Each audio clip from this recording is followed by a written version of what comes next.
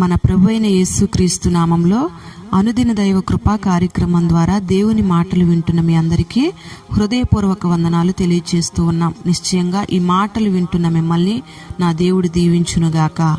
ఆమేన్. యెహోవా యందు భయభక్తులు కలిగి ఉంటే కలిగే ఆశీర్వాదాలు పరిశుద్ధ గ్రంథంలో అనేకంగా రాయబడి ఉన్నాయి.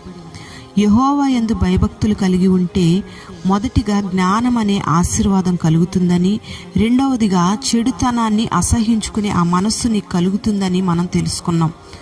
మరి మూడవదిగా మనం గమనిస్తే కీర్తనల గ్రంథం 128వ అధ్యాయం 4వ వాక్యంలో యెహోవా యందు భయభక్తులు కలవాడు ఎలాగూ ఆశీర్వదింపబడును అని రాయబడి ఉంది. ఎలా ఆశీర్వదించబడతారు అని మనం ఆలోచన చేస్తే, ద్రాక్షావల్లి అయిన యేసయ్యలో నిలిచి ఉంటేనే ఆ ఆశీర్వాదాలన్నీ కూడా మనం పొందుకోగలుగుతాం.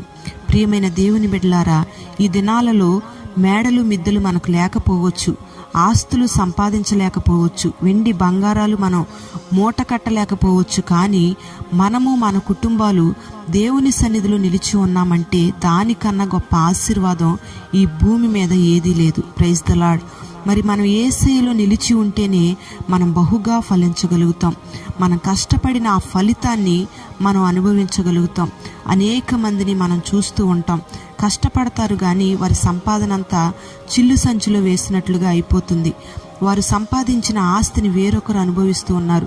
కష్టార్జితం అంతా పిల్లలు కుటుంబం అనుభవించకుండా వ్యర్థమైన దురలవాట్లకు పాడు చేస్తూ ఉన్నారు. మరి యేసయ్యలో నీవు నిలిచి ఉంటే నీ చేతుల యొక్క కష్టార్జితాన్ని నీవు నిశ్చయంగా అనుభవిస్తావు. ఆమేన్. నీవు దేవునిలో నిలిచి ఉంటే నీ మీద ఉన్న ఆ శాపమంతా కూడా ఆశీర్వాదకరంగా నా దేవుడు మారుస్తాడు. యోసేపు అన్నదమ్ములు యోసేపుకు కీడు చేశారు, కానీ యోసేపు దేవునిలో నిలిచి ఉన్నాడు గనుక ఆ కీడంతా కూడా ఆశీర్వాదకరంగా మారింది.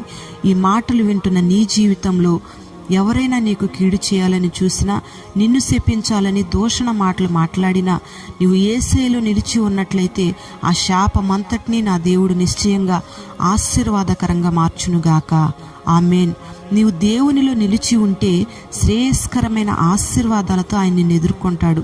ప్రియమైన దేవుని బిడ్డలారా, గొర్రెల దొడ్డిలో ఉన్న దావీదుని ఇశ్రాయేలు ప్రజల మీద రాజుగా అభిషేకించారు. ఇది శ్రేయస్కరమైన ఆశీర్వాదం కాదంటారా? ఒకసారి ఆలోచన చేయండి. దావీదు తల మీద అపరంజి కిరీటం ఉండడానికి కారణం దావీదు దేవునిలో నిలిచి ఉన్నాడు గనుకే. Praise the Lord. ఏ ఆశీర్వాదం నీ జీవితంలో కలగడం లేదని నువ్వు బాధపడుతూ కృంగిపోతూ ఉన్నావేమో ఒకసారి ఆలోచన చెయ్యి. యేసయ్యలో నిలిచి ఉన్నావా, లేదా అటు ఇటు కదులుతూ ఉన్నావా? మరి శ్రేయస్కరమైన ఆశీర్వాదాన్ని నీవు అనుభవించాలి అంటే నిశ్చయంగా నీవు ఆయనలో నిలిచి ఉండాలి. అప్పుడు శ్రేష్టమైన ఆశీర్వాదాలను నా దేవుడు నిశ్చయంగా నీకు అనుగ్రహిస్తాడు. అంతేకాకుండా ఆయన నిన్ను ఆశీర్వదిస్తే యెహోవా చేత వీళ్ళు ఆశీర్వదించబడ్డారు అని మనుషులందరూ కూడా చెప్పుకునేటట్లుగా శాశ్వతమైన ఆశీర్వాదాల్ని నా దేవుడు నీకు అనుగ్రహిస్తాడు. ఈ మాటలు వింటున్న నీ జీవితంలో కొన్ని ఆశీర్వాదాలు ఆలస్యం అవుతున్నాయేమో, నువ్వు బాధపడుతూ ఉన్నావేమో. ఆ ఆలస్యాన్ని నీ జీవితంలో శాశ్వతమైన ఆశీర్వాదంగా నా దేవుడు మార్చబోతూ ఉన్నాడు.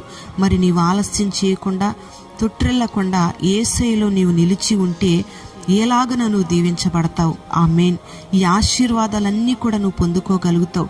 మరి దేవుని యందు భయభక్తులు కలిగి దైవికమైన జ్ఞానాన్ని, దేవుని యందు భయభక్తులు కలిగి చెడుతనాన్ని అసహించుకునే మనస్సును, దేవుని యందు భయభక్తులు కలిగి ఎలాగున ఆశీర్వదించబడే ఆ అనుభవాలన్నిటినీ దేవుడి మాటలు వింటున్న మనకందరికీ అనుగ్రహించునుగాక. ఆమేన్. జీవాధిపతి అయిన తండ్రి, నీకు వందనాలు చెల్లిస్తూ ఉన్నాం. నీ యందు భయభక్తులు కలిగి ఉంటే ఎలాగు దీవించబడతారు అని సెలవిచ్చారు. ఎలా ఆశీర్వదిస్తావో కొన్ని మాటలను మీరు మాకు తెలియపరిచావు. ఈ ఆశీర్వాదాలన్నిటినీ మా అందరి జీవితాల్లో మీరు అనుగ్రహించండి. నీలో నిలిచి ఉండి నీ యందు భయభక్తులు కలిగిన జీవితం చేస్తూ తొట్టిల్లకుండా జీవించే కృపను ఈ మాటలు వింటున్న నీ బిడ్డలందరికీ మీరు అనుగ్రహించండి. పేరు పేరున నీ బిడ్డలను దీవించండి, అవసరతలు తీర్చండి, ఆరోగ్యం దయచేయండి. నీ రెక్కల నీడలో నీ బిడ్డలందరినీ, వారి కుటుంబాలను మీరు భద్రపరచి, ప్రార్థన అవసరతలు కోరిన బిడ్డలందరి జీవితాల్లో ఒక గొప్ప జయ జీవితాన్ని కలుగు చేసి సమస్యలన్నింటినీ మీరు తొలగించమని మహిమ, ఘనత, ప్రభావాలు నీకు మాత్రమే ఆరోపిస్తూ నజరేయుడైన యేసు నామములో అడుగుచున్నాము తండ్రి. ఆమేన్.